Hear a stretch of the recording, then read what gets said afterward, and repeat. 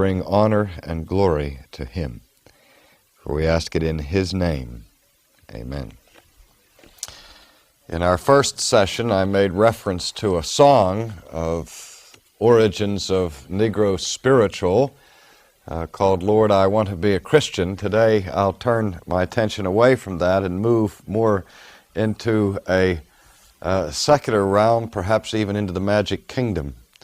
I'm never sure what fairy tale hero or heroine did what, but I think it was Cinderella who sang, "A dream is a wish your heart makes." Is that right?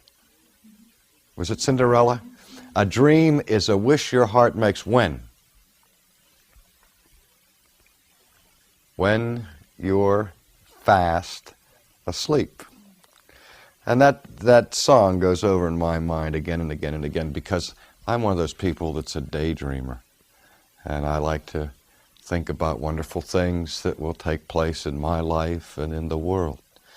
But in the reality of our daily lives, I've discovered a very simple point that I'm sure most of you discovered long before I did, and that is that nothing usually happens to our dreams if they are never translated into goals. But for achievement to take place, for movement and progress to happen, that dream has to become a goal. Otherwise, it becomes simply an idle fantasy fit for contemplation in the midst of sleep. The second thing that has to happen for a dream to become real is that people have to wake up, and they have to move in the direction of action. And so that's why I began with our focus on the importance of understanding that for spiritual growth to take place, there has to be effort, there has to be discipline, there has to be a willingness to pay the price to overcome all kinds of adversity and obstacles in a very real struggle. But a goal set before us tells us at least which direction the energies that we are involved with in our struggle are to be focused, because people can be determined and they can be zealous, but if they're not moving in the right direction, then it's hardly likely that they will end at the right place. Now, my question for this session is, what is the goal of spiritual growth? Or to state it another way, what is the goal or the purpose of the Christian life? I'd like to answer that partially by directing your attention for a moment back to the very earliest parts of the Old Testament record, to the first chapter of Genesis, and I'm going to be reading selectively, reading in verse 26, "And God said, Let us make man in our image, after our likeness, and let them have dominion over the fish of the sea, and over the fowl of the air, and over the cattle, and over all the earth, and over every creeping thing that creeps upon the earth. So God created man in His own image. And in the image of God created He him, male and female created He them." And then moving down quickly to verse 31, we read the following, "And God saw everything that He had made, and behold, it was very good." Now it's the next sentence that I want you to hear. "And the evening and the morning were the sixth day." We see that the pattern or the structure of creation, as the author of Genesis gives it to us, is set within the framework of settings of individual days. And on the first day, God creates one thing, and on the second day, He creates another. And it seems to be that the order of creation is moving in an ascending pattern, reaching a type of crescendo at the sixth day, which we celebrate as the day in which God is involved in what we call the crowning act of all of creation, which is the creating of man and of woman. But so often, as we read that account, our attention is arrested at the end of chapter 1, at the end of the 6th day, as if by examining the first 6 days of creation, somehow we have exhausted the riches of that divine act of creation. And we come to that crescendo point at the 6th day, and then sort of regard the 7th day as a concluding unscientific postscript, sort of an addendum that's tacked on in the 2nd chapter, sort of a sigh of relief, maybe an interlude of breathing where we just say, oh yes, on the 7th day God rested, and so on. But if we do that, what we do is we interrupt the flow of the biblical record and allow our eyes to come to rest at the wrong place. There's a sense in which the 6th day creation narrative gives us the theology of humanism, because we see the pinnacle of movement at the 6th day. But in biblical categories, the 6th day is not the ultimate day of the work of creation. It is the penultimate day. It is important, it's exceedingly important to be sure, but it's not the final movement of creation. If we want to find out in Hebrew categories what the goal of creation is, what the purpose of this whole narrative is, we have to get beyond the 6th day and move to the 7th day. And let's do that right now. Let's look and see what the text tells us about the 7th day. Thus the heavens and the earth were finished, and all the host of them. And on the 7th day God ended his work which he had made, and he rested on the 7th day from all his work which he had made. And God blessed the 6th day, because it was on the 6th day that he achieved the pinnacle of success. Is that what it says? God didn't bless the 6th day. He blesses the 7th day, and he sanctified it, because that in it he had rested from all his work which God created and made. Now, a superficial reading of this text might lead us to the conclusion that the goal of creation, the pinnacle of creation, is equilibrium, inactivity, inertia, where everybody's just kind of floating, absorbed into inactivity.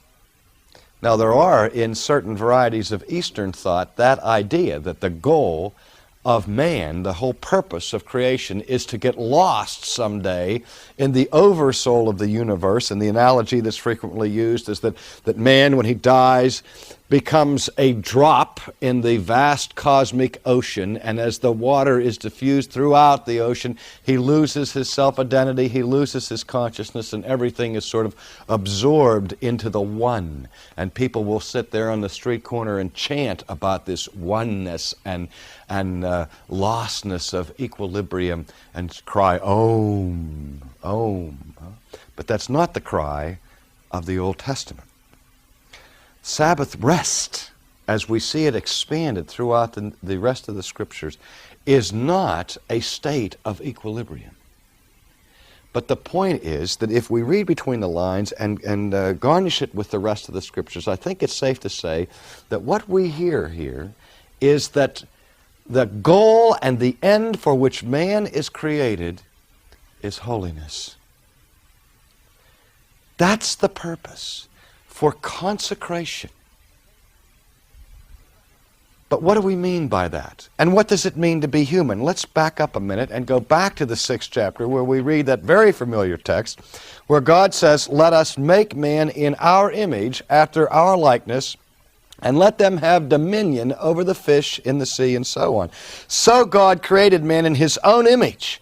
In the image of God created he him, male and female created he them. You've heard it said a jillion times that man is created in the image of God.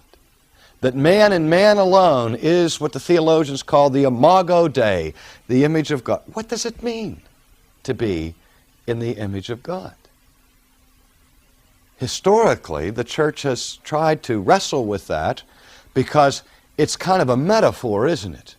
If we take it crassly and literally, as one religious institution does, the conclusion we might come to is that if we're in the image of God, we are what? We would be looking like God. We'd say, hey, that young man over there is the spitting image of his father. He's not a chip off the old block. He's the old block himself. Come back. And I look at him and I say, wow, he looks just like his dad.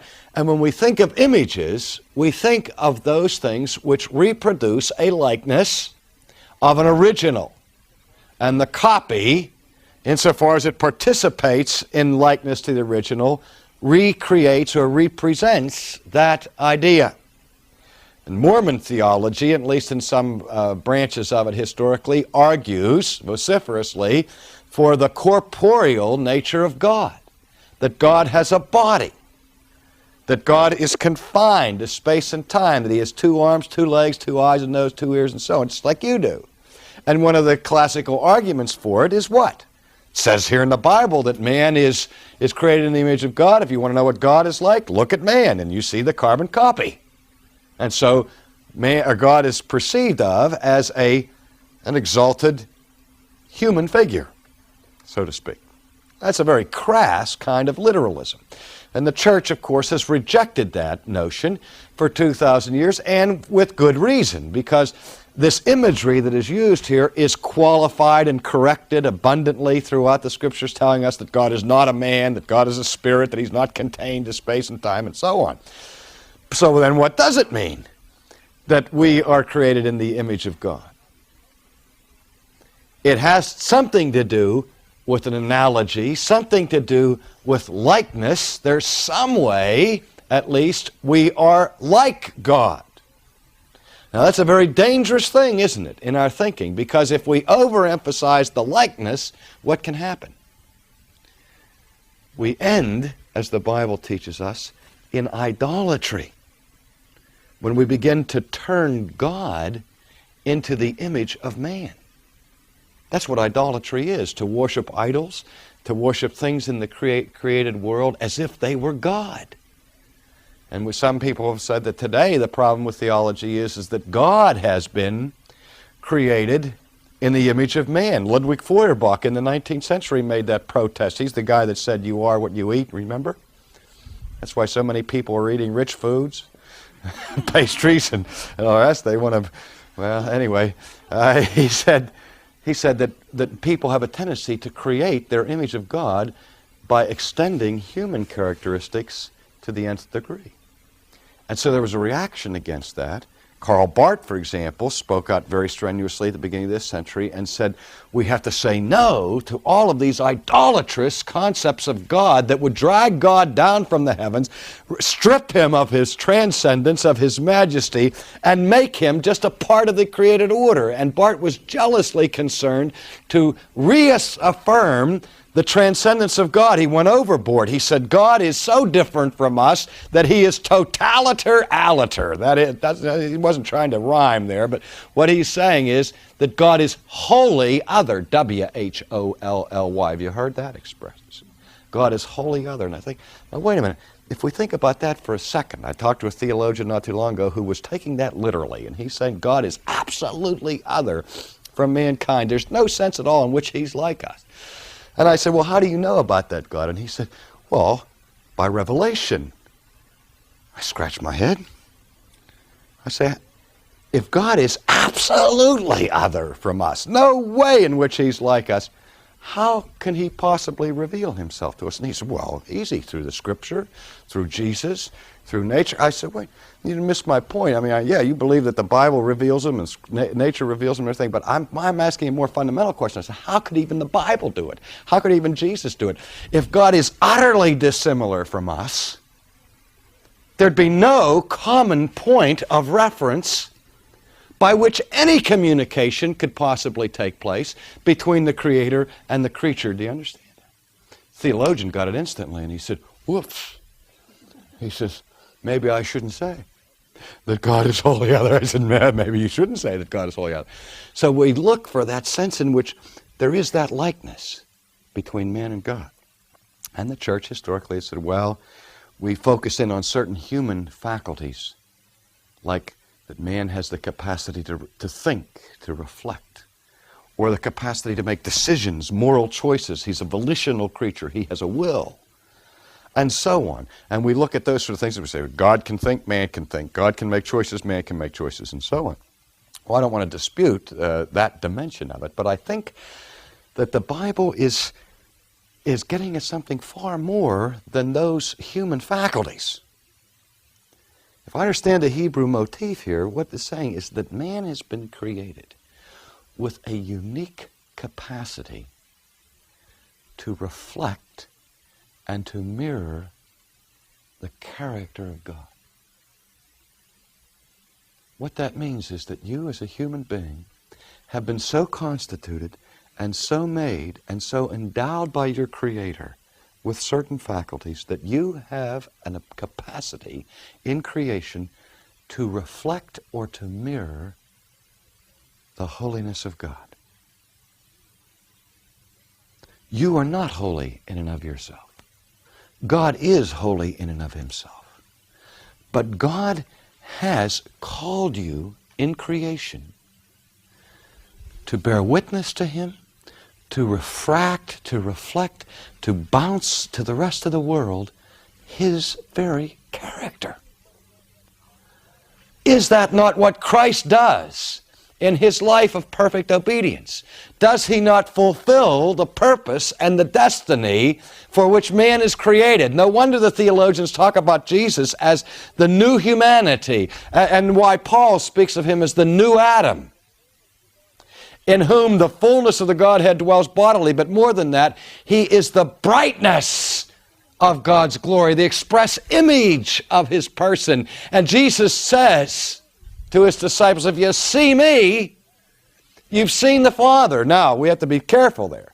I'm not suggesting for a moment that deity is reproduced in us by any means.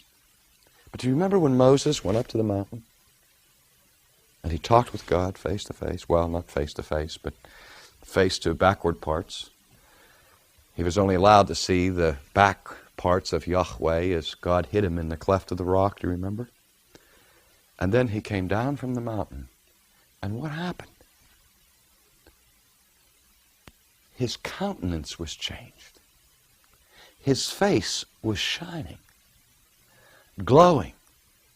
There was a refulgence of glory bouncing off of Moses. Was it that suddenly the internal glory and majesty of this Midianite shepherd suddenly and finally broke through his skin so that people could see what was really inside of Moses for the first time? You know better than that.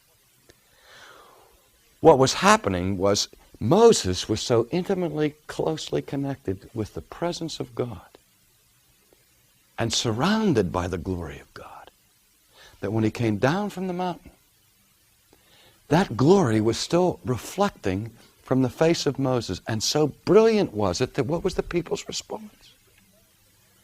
They hid their faces, they shrunk back in alarm, and they cried out to Moses, Moses, cover your face!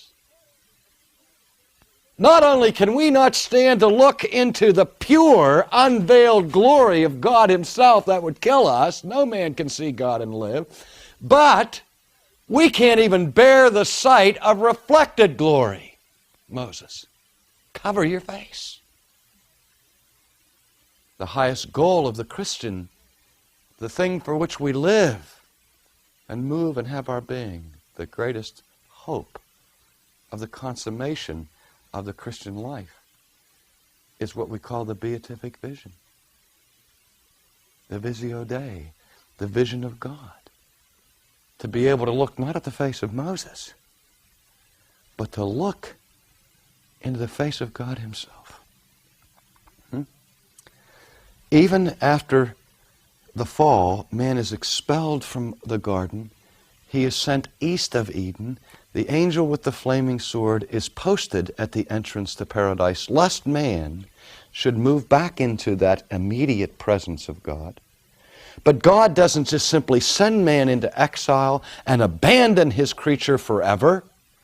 But even after the judgment upon the fall takes place, the provision from the very beginning is made to redeem that fallen creature.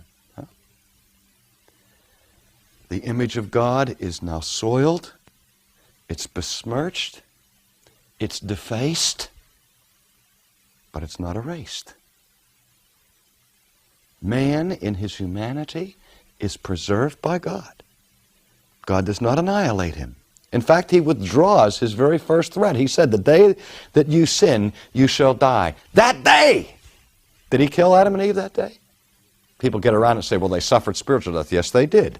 But the full measure of the threat was not just spiritual death, but annihilation. Thanatos, physical death. And God preserved his creation and began to set forth the activity of redemption. And so God said, I will still be your God.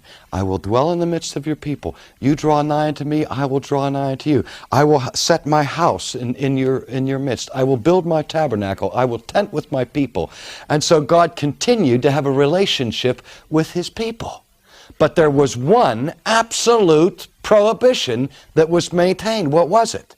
My face shall not be seen. You can come close, but no one will see my face. Not even you, Moses. Now, John tells us in his epistles in the New Testament as he reflects on the future of the people of God, on our destiny, on that terminus point for which we have been created in the first place. He says, what? Behold, what manner of love is this that we should be called the children of God? And then he says, beloved, we don't know yet what we will be, but we know this, that when he comes, we shall be like him. For what? For we shall see him as he is. The Latin, in se est. We will see him as he is. Not as he is reflected, not as he is mirrored by the glory of his creation, or even by the image of his people that he's made, but we will see him as he is in himself. We will look unveiled directly into the face of God. And in that moment, the whole fullness of your human spirit will be satisfied. Now, why don't we see him now? Who has promised the vision of God in the New Testament? The Beatitudes go down, and certain blessings and benedictions are pronounced by Jesus upon his people. Who will be comforted? The people who mourn. Huh? Who will be fed? The people who hunger and thirst after righteousness. Well, who has promised that they will see God? The pure in heart. Blessed are the pure in heart, for they shall see God. But, dear friends, we are not pure in heart. Nobody in this room has ever seen God. And that's why. Now, the goal of our lives is to be conformed to the image of Christ, to fulfill the original purpose for which we were created, to reflect to a world around us the very character of God. Now, what I want to cover in the next session together is how we as human beings can outwardly reflect the glory of God. The first catechism question that we learned as children is, what is man's chief end, is the question. Or what is man's principal purpose, is the question. What is the goal? Visions of lavender skies and galaxies unknown, the reality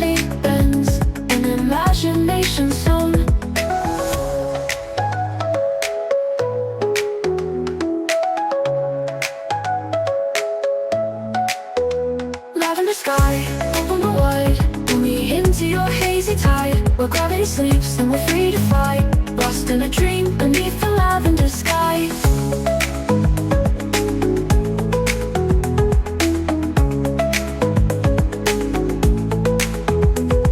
Streetlights flicker on, casting shadows long, but my mind's adrift, carried by a distant song.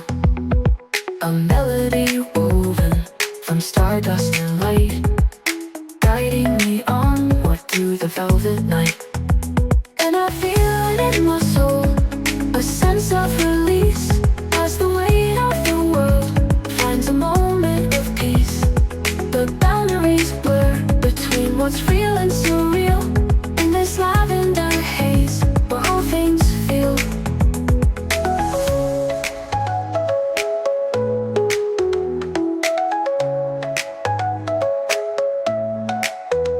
Lavender sky, open and wide, pull me into your hazy tide, where gravity sleeps and we're free to fly, lost in a dream beneath the lavender sky.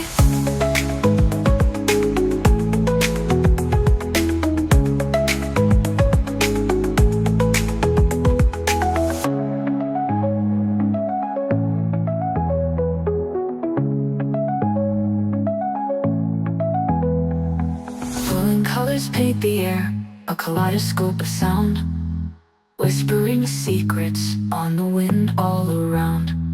No need for words, just let go and see the infinite possibilities waiting for you and me.